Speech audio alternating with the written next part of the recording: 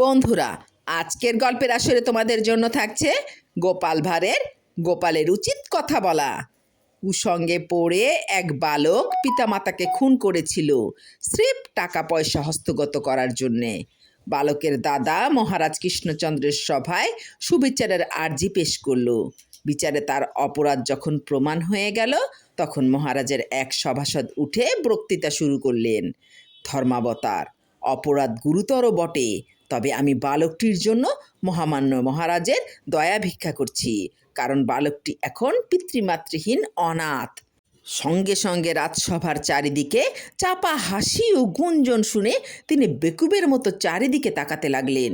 কেন, তিনি কি বেফাস কিছু বলেছেন?